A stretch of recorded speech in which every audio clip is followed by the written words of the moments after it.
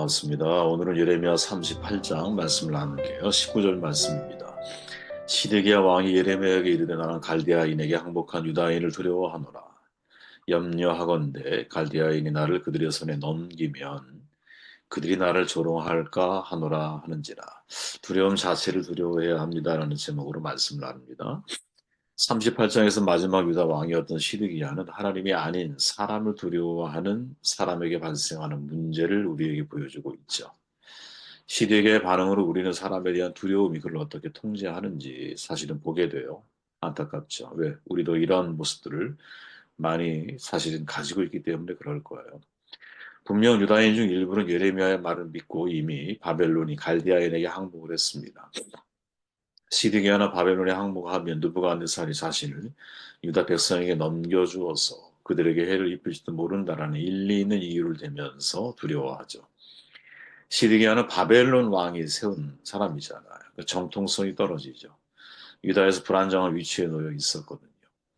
바벨론에 항복하는 것을 반역이라고 여길 유다인들이 있을지 모른다라는 생각은 타당합니다. 그러나 동시에 예레미야가 말한 대로 느부갓네살에게 항복하면 하나님이 왕을 지켜주신다는 약속을 신뢰하는 쪽도 타당하죠. 왜? 예레미야의 말이 사실로 확인이 되었기 때문이죠. 시드기야가 하나님이 아닌 신하들에 대한 두려움을 갖게 되는 원인은 결국 자신의 실패에 대한 두려움에서 기인하는 것이죠. 이 자체가 우리에게 큰 도전을 주고 있다라는 생각을 해보게 됩니다. 단테가 인간에게 최고의 두려움이 뭐냐? 실패에 대한 두려움이다. 이렇게 말하죠. 죽음보다 더 두려운 건 실패라고 말하는 거예요. 나의 건강이, 학업이, 결혼이, 사업이, 그리고 전국의 나의 인생이 혹시 실패로 끝나지 않을까 하는 두려움.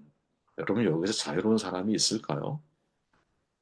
지금까지 자신이 누리고 있던 모든 힘과 권력을 빼앗기게 될 것이다 라고 하는 두려움은 우리로 비유하자면 일국의 대통령도 친히 쿠데타를 일으키게 만들거든요. 그죠?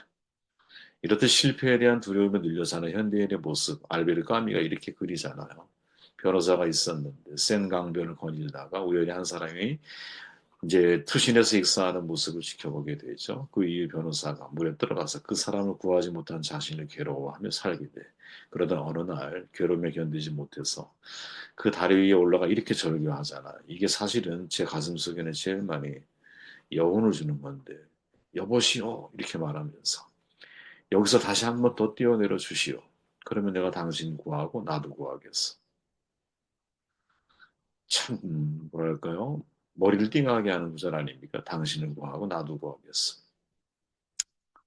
자기도 사실은 익사한 사람과 다를 바가 없는 고통 속에 괴로움 속에 이 변호사는 살아오는 거죠. 이게 인생의 전락이라고 하는 표현이에요. 그죠? 인간이 느끼는 모든 두려움의 원천, 우리는 성경이다라고 이야기를 하잖아요. 최초의 아담과 하와 하나님께서 먹지 말라고 하는 선악과 따먹었어요. 이후에 어떤 일이 벌어지고 있을까? 창세기의 보도죠. 그들이 그날 바람이 불 때 동산에 거니시는 여호와 하나님의 소리를 듣고 아담과 그의 아내가 여호와 하나님의 낯을 피하여 동산 나무 사이에 숨은지라. 여호와 하나님이 아담을 부르시며 그에게 이르시되 내가 어디 있느냐? 최초의 질문이죠. 이르되 내가 동산에서 하나님의 소리를 듣고 내가 벗었으므로 두려워하여 숨었나이다. 그러니까 하나님의 명령을 어겼을 때 처음 느낀 감정이 뭐냐? 두려움이라는 거죠. 이거 되게 신비로운 거구나. 이런 생각이 들어요. 야, 죄를 지으면 우리 안에 찾아오는, 그 죄인에게 찾아오는 첫 번째 감정이 뭐냐? 이게 두려움일 수 있구나. 타락의 결과이구나. 뭔가에 억눌리고 짓눌려 있는 삶이죠. 숱한 고난을 경험했던 욥이 이렇게 말하잖아요. 그러므로 올무들이 너를 둘러 있고 두려움이 갑자기 너를 엄습하여 어둠이 너로 하여금 보지 못하게 하고 홍수가 너를 덮느니라. 야, 두려움이 갑자기 엄습해 오는데 저도 그렇고 여러분도 경험했을 거예요. 그죠? 갑자기 부모님이 예를 들어서 정말 돌아가실 것 같은 그게 막 이 두려움으로 내가 버린 모든 바를 것 같은 내가 하고 있는 사업이 더 이상 소생의 기회가 없을 것 같은 내 인생이 이대로 끝날 것 같은 여러분 이런 두려움 경험해 보지 않으셨습니까? 그 진짜 큰 문제는 뭐냐면 이런 두려움이 반복이 되면 인간은 헛된 무기력에 빠진다라는 거죠. 아론 벡이라고 하는 인지행동치료의 창시자죠. 우울증 환자들, 특히 두려움에 갇혀있는 우울증 환자들을 연구하면서 흥미로운 패턴을 발견하죠. 자신이 마주되는 모든 사건은 부정적으로, 운명론적으로, 그리고 자존감을 해치는 방식으로 자꾸 해석을 하는 거예요. 스스로에게 말해요. 나는 실패자다. 나는 쓸모가 없다. 상황은 절대로 변하지 않을 거야. 그래서 두려움이라고 하는 감옥에 스스로를 가둬버리는 거죠. 아무것도 할 수 없어요. 그죠? 아무것도 할 수 없어. 처음에 매를 맞으면 아내들은 두려워해. 근데 그것이 반복되면서 완전히 학습이 돼. 그래서 완전히 상대가 예를 들어서 주먹만 혹은 큰 소리만 치면 나는 보이지 않는 감옥이 나를 둘러치는 거야. 이런 상황에 놓여 있는 사람들 보면 마음에 분노가 생기지 않아요? 뭐 화가 나죠. 그죠? 저런 상황까지 사람을 몰아갈 수 있을까? 그런 생각도 들고. 또 그 무기력감에서 빠져나오지 못하는 사람을 보면 안타깝죠. 구약 성경에도 이런 무력감에 대한 이야기가 있잖아. 이집트를 탈출했어. 광야에 진을 쳤어.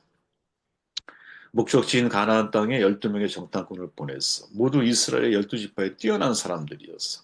40일 동안 정탐을 마치고 돌아온 12사람 중에 10사람이 그 땅 거주민은 우리보다 강합니다. 성읍도 견고합니다. 그들은 거인이고 우리는 메뚜기와 같습니다. 그래서 결국 이들은 40년의 광야의 삶을 살아가게 돼. 목전에 두고 가나안을. 훨씬 뒤에 정말 재밌는 사실이 밝혀졌잖아요. 여호수아가 다시 정착군을 보냈어. 2명 보내죠. 믿음이 없는 10명은 필요가 없는 거야. 믿음의 2사람이면 되는 거야. 그죠? 정탐꾼들은 자신들의 숨겨진 여인 라합을 통해서 가나안 땅 주민들이 실제로 어떻게 느끼고 있었는지를 알게 되잖아요. 라합의 말이에요. 우리는 당신들 때문에 공포에 사로잡혀 있고 이 땅의 주민들은 모두 하나같이 당신들 때문에 간담이 서늘했습니다. 당신들이 이집트에서 나올 때 40년 전이죠. 어떻게 홍해의 물을 마르게 하셨는가 하는 그 말을 듣고 간담이 서늘했고 당신들 때문에 정신을 잃고 말았습니다. 세 번역입니다. 되게 놀랍지 않나요, 여러분? 내가 상대를 바라보며 성험이 견고하고 상대적으로 나는 메뚜기 같다라고 느끼고 있을 때 대화를 나눠본 게 아니야. 그들의 상황을 정확하게 내가 인지한 것도 아니야. 겉모습만 딱 놓고 보았을 때 그죠? 상대적으로 우리는 너무나 왜소해 보여. 왜? 우리는 출애굽한 사람들이고 아무것도 없어. 무기도 없어. 근데 여리고는 가서 여러분 나중에 가보시면 아시겠지만 성이 몇 메타 두께가 어마어마하거든요. 붕괴된 두께만 봐도. 그런 성읍을 가지고 있고 거기에 사는 사람들은 당연히 뭐 몸집도 클 수도 있을 거야 아마. 그런데 정작 내부에 들어가 보니까 어떤 일이 벌어지고 있어요? 그들이 더 두려워하고 있다는 거예요. 어느 정도로 정신을 잃고 말았습니다. 그래서 여러분 루즈벨트가 한 유명한 말이 있는 거예요. 우리가 두려워해야 할 일은 그 두려워해야 할 유일한 것은 두려움 그 자체입니다. 내가 뭘 두려워하지? 저 두려움의 진짜 실체가 뭐지? 이 질문을 던져봐야 한다. 왜? 내가 두려워하고 있을 때 상대는 나보다 더 두려워할 수 있다라는 거. 이걸 우리는 보지를 못하는 거죠. 그 두려움에 갇히는 거야. 두려움에 갇히면 현실을 직시하지 못해. 성경에서 예수님이 되게 감동적으로 제가 느껴진 장면이 몇 장면이 있는데 특히 이제 마태복음에 보면 마태복음 9장 2절에 가보면 여러분 되게 재밌는 표현 나와요. 사람들이 침상에 누운 중풍병자를 데리고 올 때 그들의 믿음을 보시고 예수님이 이렇게 말하죠. 작은 자야 안심하라. 안심하라. 왜 안심하라고 하셨을까요? 12해 동안 혈루증 앓던 한 여인을 보고 또 이렇게 말씀하시죠. 따라 안심하라. 14장 27절에 가보니까 사나운 풍랑을 만나 제자들이 죽게 되었을 때 어둠을 뚫고 바다를 걸어오는 분이 계셨어요. 예수님이야. 첫마디가 뭐예요? 안심하라. 나니 두려워하지 말라. 안심하라. 안심하라. 주님이 내 곁에 계신 걸 알면 그때 안심이 되는 거지. 두려움을 어떻게 극복해야 할까? 바울과 같은 집요함이 필요하겠죠. 이러므로 방풍 앞에서 어젯밤 내 주께서 내 곁에 서서 말씀하여 이르시되 하나님이 내게 말씀하시는 음성을 듣고 내 곁에 계시는 하나님을 내가 감지하게 될 때 그때 내 안에 모든 사실은 두려움은 즉 하나님을 내가 정말 두려워하게 되면 사람이 두렵지 않고 하나님이 내 곁에 서서 안심하라라고 하는 말씀을 나에게 듣게 하시고 성령이 내 안에서 그런 내적 증거들을 내 안에 이렇게 믿음으로 주실 때 그 세상은 그리 두렵지 않은 거지. 지금 내가 당장 죽어도. 그래서 여러분 시편 기자들이 이렇게 말하는 거예요. 여호와는 내 편이시라 내가 두려워하지 아니하리니. 사람이 내게 어찌할까? 또 다른 시편 기자는 하나님은 우리의 피난처시 힘이시니 우리는 두려워하지 아니하리로다. 또 다른 시편 기자는 여호와는 나의 빛이요 나의 구원이시니 내가 누구를 두려워하리요.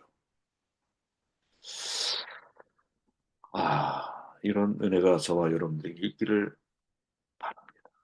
그죠? 유일하게 여러분 누가복음에 보면 공관복음에서 제자들을 내 친구로 부르는 장면이 있거든요. 딱 한 곳밖에 없어요. 누가복음 12장 4절. 내가 내 친구 너희에게 말하노니 몸을 죽이고 그 후에는 능히도 못하는 자들을 두려워하지 말라. 유일하게 내 친구로 표현된 바로 그 장면 속에 두려워하지 말라는 표현이 들어가요. 하나님의 의도가 뭘까? 하나님이 정말 우리에게 하시려고 하는 말씀이 뭘까? 많은 생각을 하게 되죠. 어떤 분은 성경에 두려워하지 말라, 두려워 말라라는 표현이 365번 있다라고 말을 해요. 실제로 두려워라고 하는 단어를 치면 402번이 나오죠. 두려워하지 말라 혹은 두려워하니라 뭐 다양한 표현이 섞여 있기 때문에 분류해내는 것은 쉽지가 않아. 범브라트 목사님 같은 경우는 3년간 햇빛이 안 들어오는 지하 개인 감옥에서 고통받고 있을 때 자신의 신세를 한탄하게 되죠. 하나님의 원망이 들어요. 마음속 성령이 주시는 음성에 두려워하지 말라. 두려워하지 말라. 이런 마음이 들었다는 거예요. 그래서 성경을 나중에 다 추적해 보니까 두려워하지 말라라는 단어가 366번 나왔대요. 그분에 의하면. 어떤 게 맞는지 잘 모르지. 네. 찾으려면 쉽지가 않아요. 그게 말처럼. 어. 그래서 왜 366번이냐? 1년은 365일인데. 그랬더니 4년에 한 번 윤년이 오지 않냐. 그래서 너무 은혜를 받아달라는 거죠. 그분이. 어. 저는 그런 생각이 들어요. 저는 365번이나 나온다면 너무 감사하죠. 너무 내롭고. 왜? 1년에 365일이니까. 하나님의 의도는 매일매일 두려워하지 않는 것을 원하고 계시는. 그리고 365라는 단어가 제게 더 큰 은혜가 되는 이유는 뭐냐면 우리의 신체, 몸의 온도가 36.5도거든요. 36.5도에서 떨어지면 잘못하면 이제 뭐죠? 저체온증으로 위험하고 36.5도에서 올라가기 시작하면 그때는 진짜 열병으로 위험한 거죠. 뇌가 끓어서 죽는다는 거잖아. 열이 막 오르면 그죠? 뇌가 두부처럼 생겨서 끓는 점이 되게 낮다 그러죠. 아무튼 36.5도가 인간의 뭐 체온의 온도야. 그러니까 그런 생각이 들었어요. 내가 매 순간 하나님이 내 곁에 서서 계시는 것을 계속 유지해 나아갈 수 있는 그 36.5도를 내가 유지해야만이 내가 내 체온이 유지되듯이 그 이하로 떨어지면 저체온증으로 위험할 것이고 그보다 높아지게 되면 여러분 내가 더 높아지게 되면 오히려 내가 끓는 점으로 내 자신이 더 위험해질 수 있는 매일을 두려워하지 않는 것도 중요하지만 내 내부의 온도가 매일 하나님의 온기로 인하여 하나님을 두려워하는 마음으로 인하여 하나님을 늘 생각하는 마음으로 인하여 36.5도를 내가 유지하고 살아갈 수 있을 때 그때 삶이 좀 덜 두려운 게 아닐까? 그런 생각을 해봤어요. 나머지 여러분 읽어보시면 될 것 같고요. 아, 두려움이라고 하는 것, 시리게의 문제가 우리에게 전하는 큰 도전이다. 왜 사람을 두려워하고 있을까? 그죠? 아, 정말 우리가 두려워해야 할 것이 무엇일까? 성경은 끊임없이 우리를 향해서 두려워하지 말아라. 유일하게 두려워하지 말라는 표현을 제자들에게 사용하실 때는 누가에 의하면 너희는 내 친구야. 너희들은 내 친구야. 라고 말하면서 두려워하지 말라고 말씀하시는 예수님의 모습. 이것이 저와 여러분들에게 오늘 큰 위로와 또 용기가 되시기를 주님으로 축원합니다.